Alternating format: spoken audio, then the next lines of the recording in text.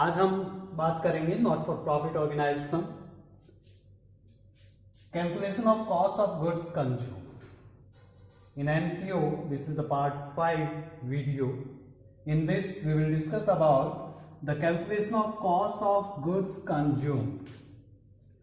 Before discussing this topic, I want to tell you what are the learning objective of this topic. The learning objective of this topic, you will be able to understand the cost of goods consumed. You will be able to understand what is cost of goods consumed, and you will be able to do the accounting treatment of cost of goods consumed in financial statement of the NPO, and you will be able to solve the questions related to the cost of goods consumed. So these are the three learning objective of this topic.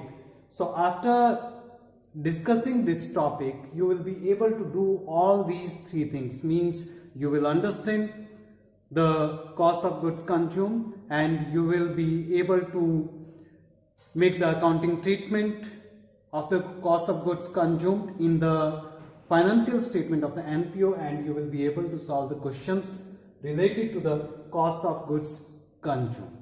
So we have to discuss now about this cost of goods consumed. कि cost of goods consumed क्या है? What is this? Cost of goods consumed, not for profit organization consumes consumable goods. उसके पास बहुत सारी consumable items होती है जिनको एक नॉट फॉर प्रॉफिट ऑर्गेनाइजेशन जो है वो कंज्यूम करता है, और उन आइटम्स में कौन कौन सी आइटम्स हो सकती है? जैसे स्टेशनरी यूज की जाती है ऑफिस के अंदर, that is a consumable item. Hospital में मेडिसिन यूज की जाती है या पेशेंट को डिस्ट्रीब्यूट की जाती है, तो that is a consumable item. In the same way, sports material in the sports club is the consumable item. So that is consumable item for the sports club. So these are some of the example of the consumable items of the sports club. In the same way, in schools, sometimes they are distributing notebooks to the students. So notebooks and other stationaries which are distributed to the students, that is also the consumable goods for that school. So these are some of the examples of consumable goods. After these consumable goods, why these consumable goods are calculated, the amount of these consumable goods are calculated, why we are calculating, what is the need, what is the requirement? You know, every not for profit organization वो क्या करना चाहता है? वो ये दिखाना चाहता है कि उसका सरप्लस या डेफिसिट जो है वो क्या हो, एक्यूरेट. अब उस सरप्लस या डेफिसिट को एक्यूरेट अमाउंट में शो करने के लिए उसको जो है accurate expenses and accurate incomes during the year और of the current year, that not for profit organisation has to show in the income and expenditure account. अब एक्यूरेट अमाउंट जो है वो इनकम की या एक्सपेंसेस की अगर वो शो करना चाहता है इन इनकम एंड एक्सपेंडिचर अकाउंट, तो उसके लिए जो है हमें cost of goods consumed calculate करना पड़ता है. जैसे स्टेशनरी है, अगर हम पूरा का पूरा स्टेशनरी जो है एज इट इज हम जो है एनपीओ के इनकम एंड एक्सपेंडिचर अकाउंट में दिखा देंगे, तो क्या होगा उसमें कि एनपीओ का जो इनकम एंड एक्सपेंडिचर अकाउंट है वो हमें जो है कम सरप्लस दिखाएगा. क्योंकि उस स्टेशनरी में से अगर कुछ स्टेशनरी बची हुई है जो यूज नहीं हुई है और वो भी हमने इनकम एंड एक्सपेंडिचर अकाउंट में दिखा दी, तो इट मींस क्या है कि वो सही उसका ट्रीटमेंट नहीं है. बिकॉज जो बची हुई है वो अगले साल यूज होगी, तो अगले साल के इनकम एंड एक्सपेंडिचर अकाउंट में उसको शो किया जाना चाहिए. तो हमने क्या करना है, जो इनकम एंड एक्सपेंडिचर अकाउंट हम बनाएंगे एनपीओ के लिए, उसमें जो गुड्स है केवल वो गुड्स शो करनी है which is consumed during the year, which is consumed during the current year. Because only the item of the current year we have to show in the income and expenditure account to calculate the accurate profit of accurate surplus of the current year. तो इसके लिए हमें क्या करना पड़ता है, consumable goods की amount को कैलकुलेट करना पड़ता है, ताकि हम उसको जो है इनकम एंड एक्सपेंडिचर अकाउंट में शो करके हम जो है एक एक्यूरेट सरप्लस या फेयर सरप्लस या फेयर डेफिसिट की अमाउंट जो है वो कैलकुलेट कर सके. तो उस अमाउंट को कैलकुलेट करने के लिए हम इसमें क्या करते हैं, कॉस्ट ऑफ गुड्स कंज्यूम्ड को शो करते हैं. तो in this way a separate account of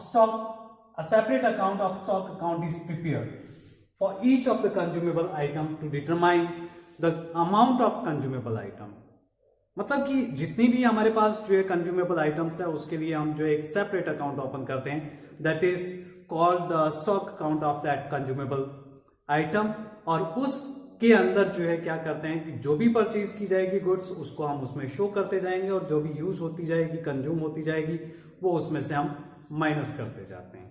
तो इस तरीके से हम जो है एक स्टॉक अकाउंट प्रिपेयर करते हैं ताकि हम उसमें जो है कंज्यूमेबल गुड्स की अमाउंट को कैलकुलेट कर सके ड्यूरिंग द ईयर।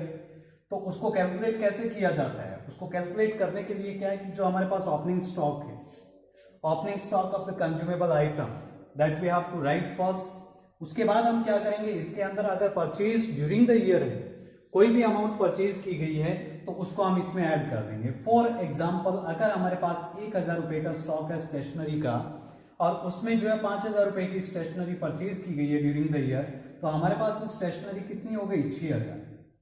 तो 6000 रुपए की हमारे पास जो है स्टेशनरी हो गई। अब टोटल स्टेशनरी हमारे पास क्या है? 6000 रुपए की है, 6000 रुपीज की है। अब उसमें से कितनी कंज्यूम हुई?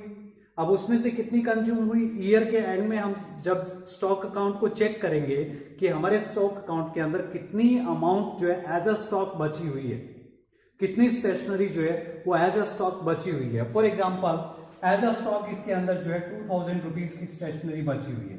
अब 2000 रुपीज की स्टेशनरी जो है वो क्लोजिंग स्टॉक है हमारे पास, तो उसको हम क्या करेंगे, ये जो हमारे पास था ओपनिंग स्टॉक प्लस परचेज 6000, उसमें से माइनस कर दो।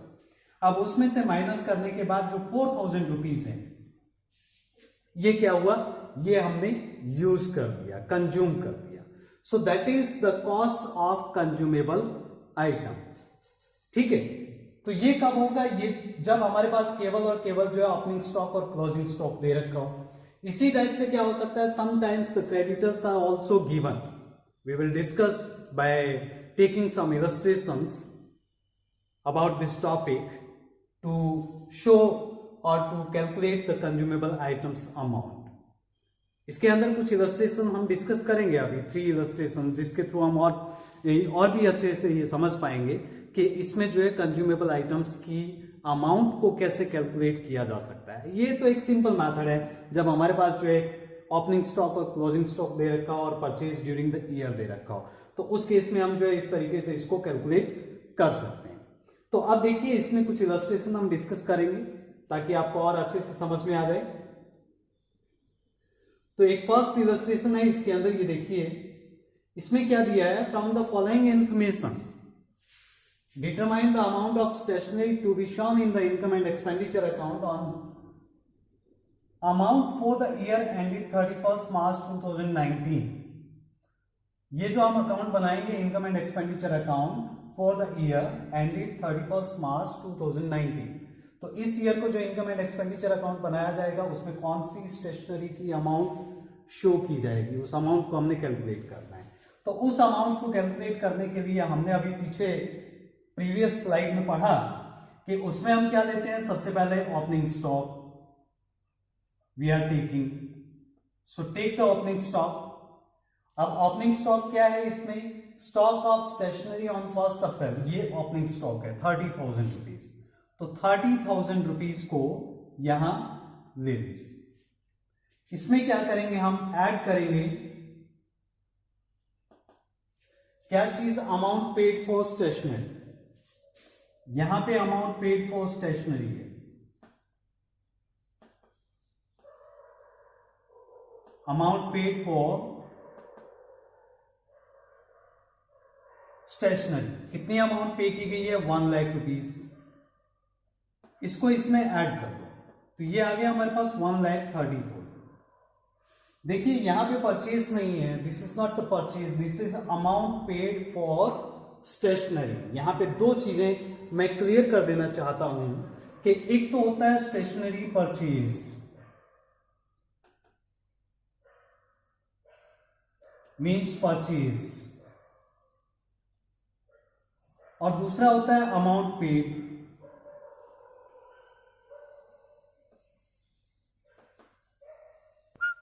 For creditors. ये 2 चीजें हो सकती हैं। अब इसमें समझने वाली चीज ये है कि हम कई बार कंफ्यूज हो जाते हैं कि इसमें करें तो करें क्या। तो उस चीज को समझने के लिए क्या है कि जब हमें दिया वो स्टेशनरी परचेज्ड, स्टेशनरी परचेज का मतलब क्या है कि ये हमारी जो है स्टेशनरी परचेज है। जब हमें स्टेशनरी परचेज दे रखी है तो उसमें हमने क्या ट्रीटमेंट करना है, केवल और केवल opening stock and closing stock का ट्रीटमेंट करना है। किस केस में, इन दिस केस। अगर हमें ये दिया हो ये वाला केस, तो उसमें क्या करना है, हमने क्रेडिटर्स की भी ट्रीटमेंट करनी है, ओपनिंग क्रेडिटर और क्लोजिंग क्रेडिटर्स को भी ट्रीट करना है, क्योंकि उसके अंदर क्या है कि purchase during the year as well as the amount paid to the creditors that also given. तो इट मीन्स क्या है कि हमें जो है amount paid to the creditors जो दे रखी है उसके बेस पे हम जो है क्रेडिट परचेज निकाल सकते हैं। कैश परचेज तो है ही इंक्लूड उस अमाउंट के अंदर जो अमाउंट पे की गई है। उसके साथ साथ हमें क्या करना है कि क्रेडिट परचेज कितनी है ड्यूरिंग द ईयर, वो हमने कैलकुलेट करनी है। अब वो क्रेडिट परचेज कैलकुलेट करने के लिए हम जो है क्रेडिटर्स की ट्रीटमेंट करते हैं। तो इसके अंदर हम क्या करेंगे, opening stock add amount paid for stationery 1 lakh rupees. Amount paid for stationery का मतलब क्या है कि इसमें क्रेडिट कैश परचेज भी है, उसके साथ साथ क्या है कि जो अमाउंट क्रेडिटर्स को पे की गई है वो भी इसके अंदर इंक्लूड है। तो जिसके बेस पे हम क्या कर सकते हैं, क्रेडिट परचेज कैलकुलेट कर सकते हैं। तो cash purchase and credit purchase दोनों हमने ले लिए यहाँ पे, और उसके बाद जो ओपनिंग स्टॉक क्लोजिंग स्टॉक को ट्रीट करना है। ठीक है, तो इसके अंदर ओपनिंग स्टॉक प्लस हमने किया amount paid for stationery 1 lakh, ये हमारे पास आ गया 1,30,000। इसमें से लेस कर दो क्लोजिंग स्टॉक।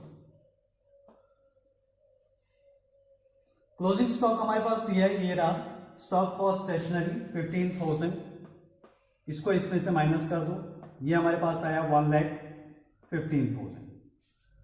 अब इसमें क्या करेंगे हम, जो ओपनिंग क्रेडिटर्स है which are related to the previous year, creditors on 1 April 2018, ये पिछले साल से रिलेटेड है, तो पिछले साल से रिलेटेड है तो इसको इसमें से माइनस कर दो, क्योंकि इसमें तो करंट ईयर का लेना है ना हमने। तो ओपनिंग क्रेडिटर्स इसमें से माइनस कर दो। Opening creditors, how much opening creditors, 20,000। 20,000 को इसमें से माइनस करेंगे तो ये हमारे पास आएगा 95,000। अब 95,000 जो अमाउंट आई, इस 95,000 रुपीज में से जो हमारे पास क्रेडिटर्स एट द एंड है, ये creditors at the and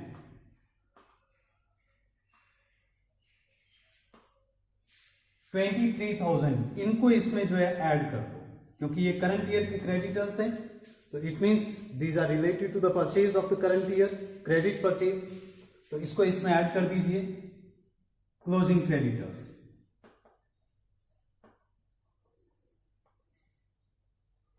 closing creditor जो है वो है 23,000, इसको जब हम इसमें ऐड करेंगे तो ये हमारे पास आएगा 1,18,000। So that is the amount of stationery consumed.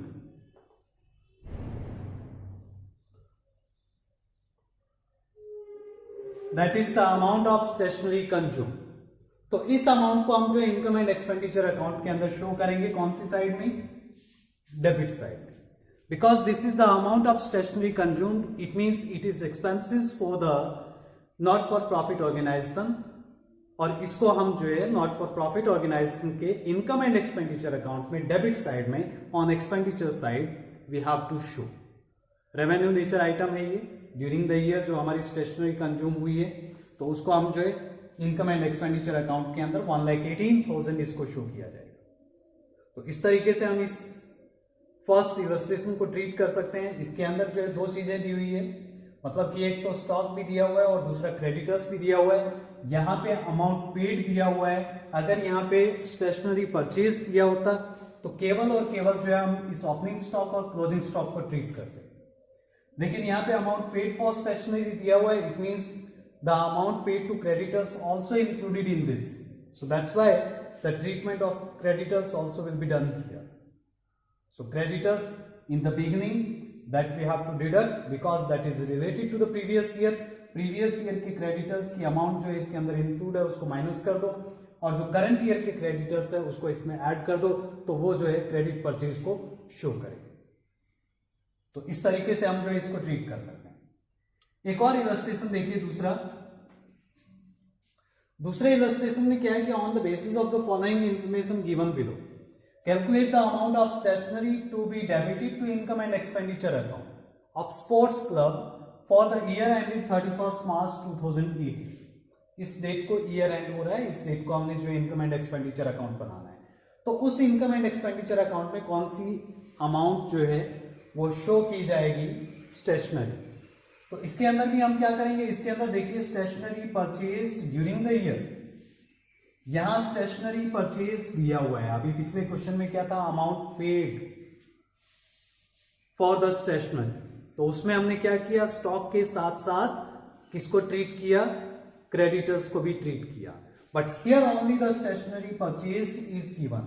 जब परचेज दिया हुआ तो स्टेशनरी कितनी कंज्यूम हुई है वो हम निकाल सकते हैं। तो इसके अंदर देखिए ओपनिंग स्टॉक,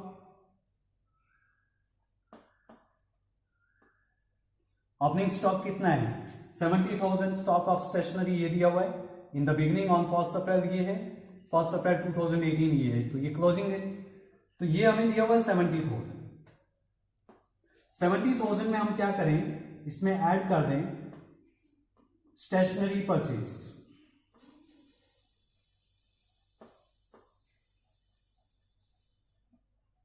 स्टेशनरी परचेज की गई है 4,50,000 रुपीज में, तो कितना आ गया, 5,20,000।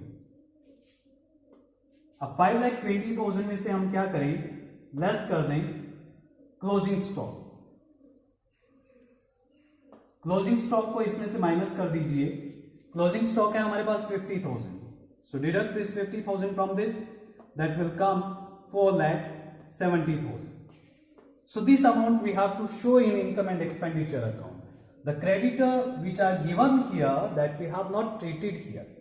क्यों ट्रीट नहीं किया, जरूरत नहीं है हमें, क्योंकि परचेज हमें दिया हुआ है, stationery purchase, this is given outside the receipt and payment account. So it means क्या है कि this is including the cash purchase as well as credit purchase. तो दोनों परचेज जब हमारे पास है तो उसमें ओपनिंग स्टॉक को ऐड कर दो, हमारे पास टोटल स्टेशनरी आ जाएगी. टोटल स्टेशनरी जो है 5,20,000 है, उसमें से क्लोजिंग स्टॉक को माइनस कर दो, हमारे पास जो है जितनी स्टेशनरी कंज्यूम हो गई वो आ गई. 4,70,000 रुपीज की स्टेशनरी जो है इसके अंदर कंज्यूम हो गई. तो इनकम एंड एक्सपेंडिचर अकाउंट में हम इसको कहां शो करेंगे, इनकम एंड एक्सपेंडिचर अकाउंट, इस अकाउंट के अंदर हम इस साइड में शो करेंगे टू स्टेशनरी. कितनी स्टेशनरी शो करेंगे हम यहाँ पे, 4,70,000. दूसरा जो है बैलेंस शीट बनाएंगे हम, कब बनाएंगे, एज ऑन 31 मार्च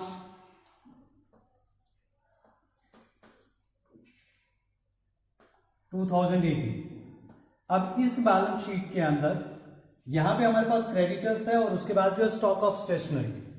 क्रेडिटर्स को हम इस साइड में शो करेंगे, creditors at the end of the year 1 lakh rupees यहां आ जाएगा. और दूसरा जो है इसके अंदर stock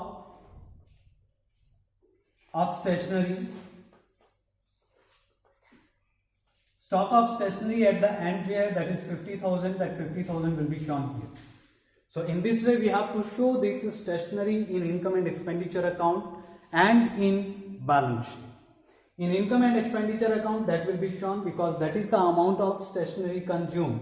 Opening stock at stationery purchase less closing stock. तो हमारे पास क्या आ गया, stationery consumed. इस stationery consumed को हमने लिखा है income and expenditure account के अंदर on debit side. इसी टाइप से हमने बैलेंस शीट बनाई as on 31 मार्च 2018. उसमें क्या किया, 31 मार्च 2018 को जो हमारे पास बैलेंस दिया हुआ है that is shown here in the balance sheet. Creditors 1 lakh rupees on liability side. Stock of stationery वो असेट है हमारी, तो हमने उसको असेट साइड में शो किया 50,000 रुपीज.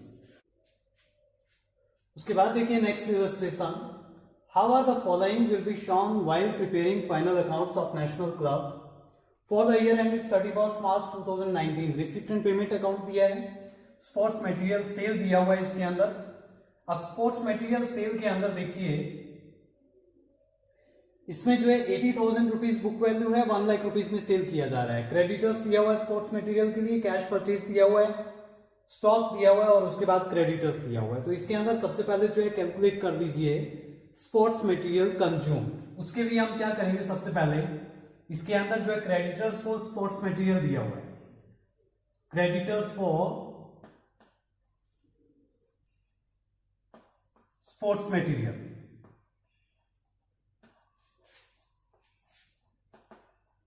अब इस क्रेडिटर्स फॉर स्पोर्ट्स मटेरियल जो कि 3 लाख रुपीज दिया हुआ है, इसमें हम क्या करेंगे, यहां पे ऐड कर दो ये जो कैश परचेज दिया हुआ है। फर्स्ट ये देखिए, उसके बाद दूसरा तरीका हम बताएंगे 40,000 रुपीज। अब इसको 40,000 रुपीज को ऐड करने के बाद हमारे पास आया 3,40,000। इसमें फिर ऐड कर दीजिए ओपनिंग स्टॉक।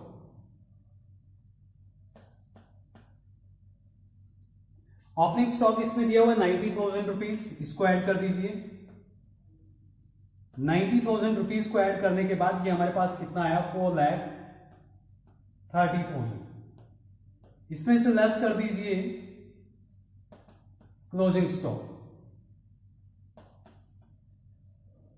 क्लोजिंग स्टॉक दिया है 1,20,000, इसको इसमें से माइनस करेंगे तो हमारे पास आएगा 3,10,000।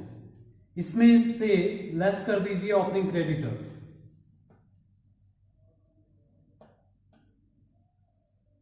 ओपनिंग क्रेडिटर्स जो है ये दिया हुआ 30,000, इसको माइनस कर दो। इसको माइनस करने के बाद हमारे पास कितना आया, ये आया 2,80,000। इसमें ऐड कर दीजिए फिर क्लोजिंग क्रेडिटर्स। क्लोजिंग क्रेडिटर 65 है, 65,000 को इसमें ऐड कर दीजिए। ये जब हम ऐड करेंगे तो ये हमारे पास आएगा 3,45,000। इसमें से अब लेस कर दो सेल ऑफ स्पोर्ट्स मटेरियल।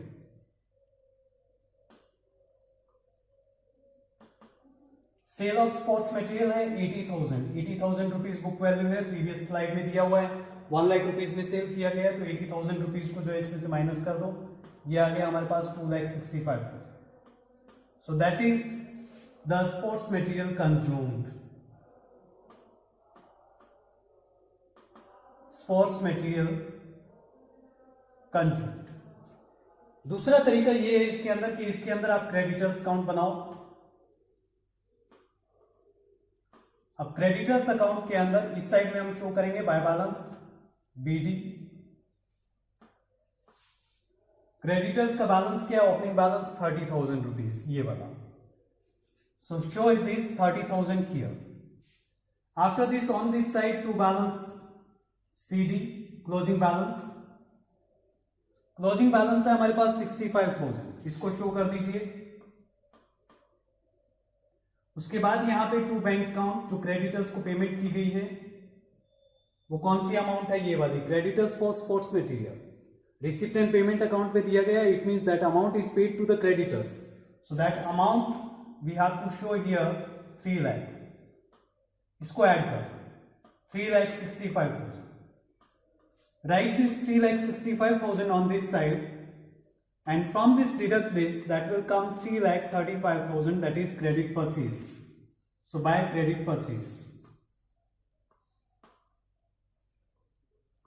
अब ये हमारे पास क्रेडिट परचेज आ गया, तो उसके बाद जो हम स्पोर्ट्स मटेरियल कंज्यूम की अमाउंट को कैलकुलेट कर सकते हैं एक बार फिर से। तो यहां पे जो है क्रेडिट परचेज ले लो।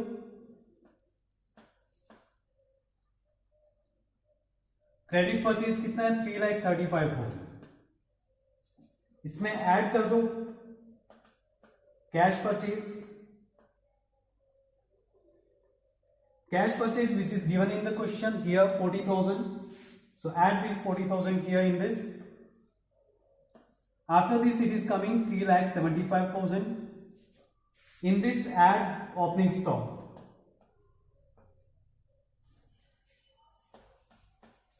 Add the opening stock here. Opening stock amount is given this 90,000. Add this 90,000 here. And after adding this 90,000 here, this is coming 4,65,000. From this 4,65,000 less closing stock. Closing stock is 1,20,000. So this 1,20,000 deduct here, this will come 3,45,000. And from this 3,45,000 deduct sale of sports material, this one amount 80,000. So when we will deduct this, that will come 2,65,000. So this is the same amount which we have calculated here. This and this is the same amount, that is sports material consumed. So this amount we have to show in income and expenditure account for the sports material. अब income and expenditure account देखिए कि उसमें क्या amount हम show करेंगे. Income and expenditure account. In income and expenditure account, on debit side, here we have to show to sports material.